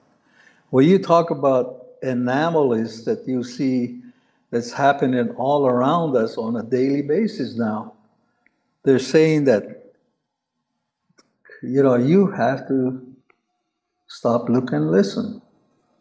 We are tired of what you guys are doing. Actually, it started there in Roswell. I mean, right after, the Trinity site, when they detonated the atomic bomb, big boy, little boy, right, the one we dropped over Japan. And so that's when it started activity. A lot of Pueblo people will tell you that this is where activity really started about that time. And of course, there's many people that have researched this. And so they have, in our own way, because we did not have communication like we have today, they used to talk with each other from different tribes. The Hopi people would come to Zuni, the other Pueblos would come to Zuni, because they used to be their center. And so they used to distribute the information out to the rest of the community, but it's like the news today. Only those people that are privy to that information do not let anybody know. I guess knowledge is power. So anyway, contact is imminent in the emissaries of the star people, nations, and humans, but ETs have already been here. They've been here since the beginning of what we call our beginning of the fourth world. And they've always been silent, they've always been around, and they're in a different dimension. Some of you that have cats, remember how a cat can see in a different dimension? Cat will be sleeping there, and all of a sudden he'll open his eyes, and he'll start looking around. And what the cat is doing is watching these invisible beings walking around in there. And sometimes some people have got that special power, or whatever you want to call it. They can actually see them, especially nowadays that we're increasing. The new kids that are coming in, they know all about that stuff. And they're wondering, what are these guys? They don't know anything. How come they don't, just like that story, how come they don't ask us? We already know that. So anyway, this is what, and here's one thing that's really, really, in 1950s, I was a young boy, and the grandfathers used to talk about this thing. We are now at the stage where people that are becoming so-called leaders have no more integrity. They're just doing it for power, for material gain, ego. And so they talked about this. There's no more integrity among the people in the leadership roles, and of course political offices, and now the educational institutions. There's no more truth. I mean, it is very, very hard because I studied a lot of these systems in both sides, the academia way and the spiritual way. And there is absolutely no truth that I can see anymore. And I thought I was the only one. And so I thought I was crazy, but there's no more truth. And Corey Good and I have talked about this quite extensively.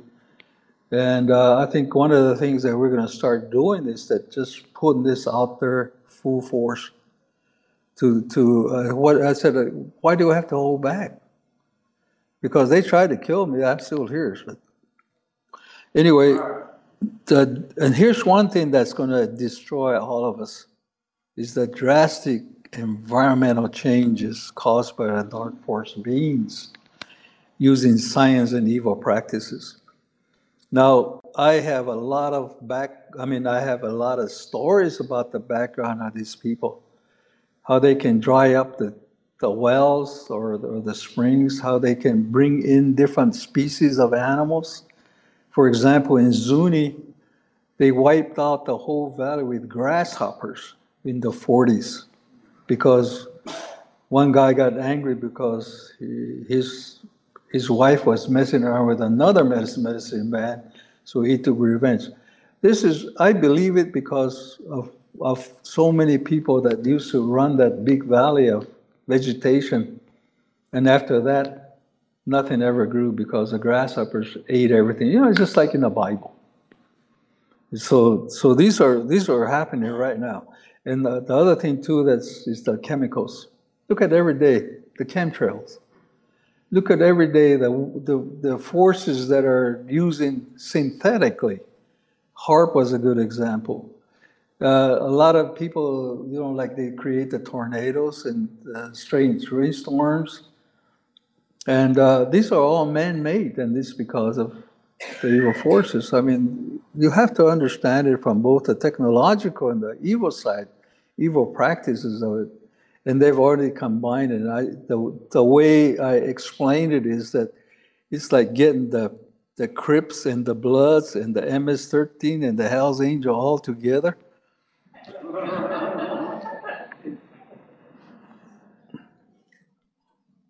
Okay, we all hear the story about transition from Zuni to Hopi, from the Zuni and Hopi, the fourth world going into the fifth world.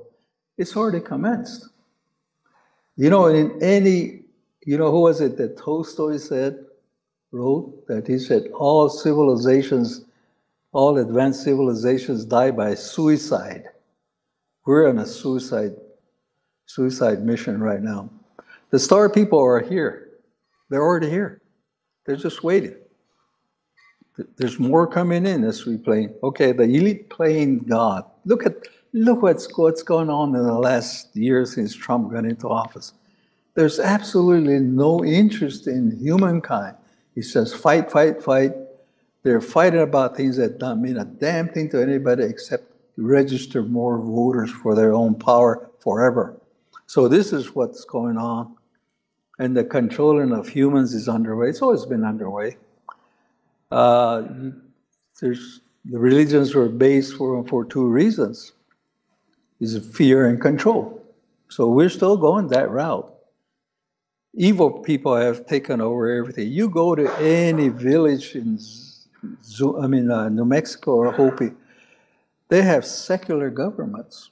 It's created by the United States government. They're mini constitutional governments. The Hopi is not run by the traditional elders or the wisdom keepers or the medicine people. They're run by the government that was created by the United States government.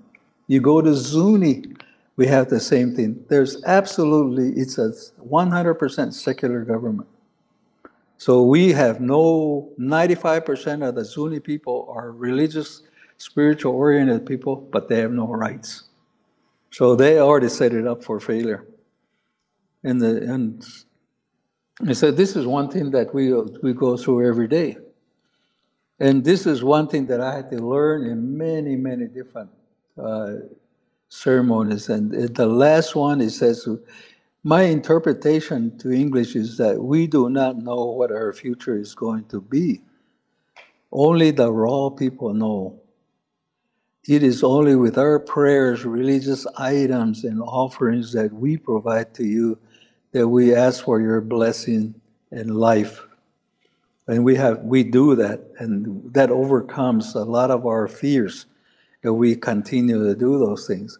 Now, there's a lot of things that are in play right now, And but I think it's going to happen. It's not going to happen by somebody coming into. It's got to come within ourselves. We got to come from within our own selves. And I don't like to sound like a preacher, but I have done it many, many times. And nobody ever taught me, here's the way to do it, because we all have free will. We all have our techniques. So that's why I'm going and doing these things. And there's a lot of light workers in this country. I mean, all over the world, really. But it's starting right here. I am now putting together a group of Indian, a little younger than me, that have always talked this way. So far, I got about 10 people. And the younger ones are now going around there and doing this type of work with no looking at what's in it for me type thing. And I believe in what Corey Good has started to do. We have the theme of service to others rather than service to self. A lot of people ask me about who he is. It doesn't make any difference who we are. That's not I'm not going to go ask anybody, who are you, or what are you, what I said. No, you got to take it upon yourself. If you really believe in it, things will happen. That's what I'm doing. So anyway, okay, here's recent times. Okay, I told you about this Zuni heaven. We make a pilgrimage every 4 years. The last one was 2 years ago, so the next one would be 2020. And here's just a glimpse of the visions that happened. Well, my grandfather used to talk about World War I, World War II, and the space program before it happened. My brother was there in 1976 when he saw what later became the Challenger crash. He was showing up there. He went to one of the vortices with a high medicine order of the Plume Serpent Society people. They recruited him as a guard. So he was just sitting there while they're doing their ritual. And when they opened that vortex, they said this thing shot out. It's like a bullet. And he went out there and it poofed up in the air and he was watching it. And he asked the religious leader, he said, what was that all about? He said, they told him it is not good. So they gave him the omens. And so what was it, 1984 was when Challenger blew up. 86. So it took, 10 years for that to happen. He was so excited. I was living in Albuquerque, came over, and for some reason, I stayed home that day from work.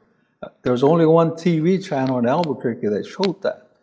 So he came over and said, that's exactly what I saw. Well, when we talked about it way before, he said, we've got the space program. That's probably what you saw. And he said, that's exactly what I saw.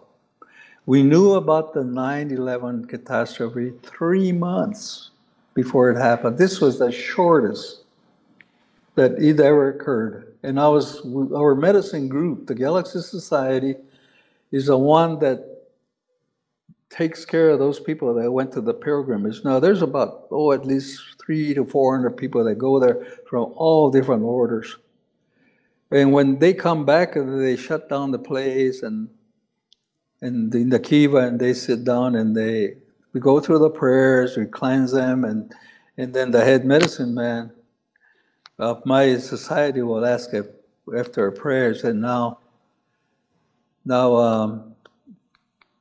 the floor is open for if you want to talk. And they're very, very hesitant. Now, a lot of my generation people had served in Vietnam, and these were tough soldiers.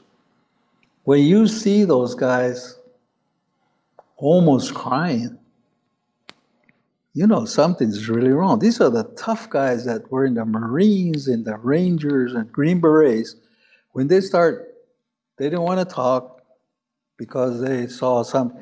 Then I said, something really bad is going to happen. And this is what they described of all the different things. And then my head medicine man, we grew up together.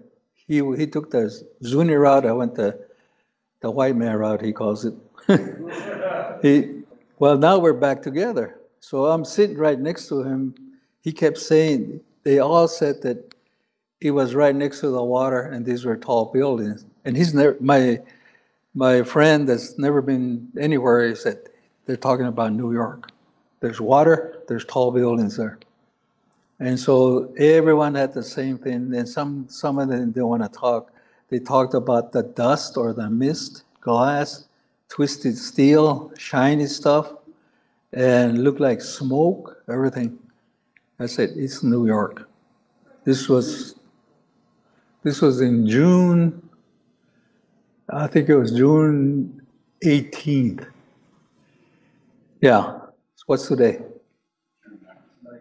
Okay, so it was about so they came back after the pilgrimage, and September, the same year, is when it happened. Exactly the same way. Now, the way that's explained to me is that it's like the old drive-in theaters long time ago. When they go over there, so they start chanting and they sing and they pray, and then it says it opens up like a giant screen and they show everything that's going to happen. Some people don't even see it because they don't believe, I guess. So, but they see it last year, 2 years ago, I don't understand why they would not allow them to say that anymore. I don't know. They got a change in ways of doing things. Okay, and then my son belongs to a very high order in the Kachina Society. He's also a military guy, he's 82nd Airborne. So he went there 4 times. And so the last time he went over there, he said that he saw the uplift of ancient cities. Just like he was watching it and you could see, he said a lot of them were circular and some of them were rectangular shaped buildings. And they looked like in miniature form, but they were coming out of the ground. It's like a miracle place. And it's out there in the middle of the desert. You couldn't even think that anything's out there. And so he talked about that. And then he also said that there's going to be massive earth changes.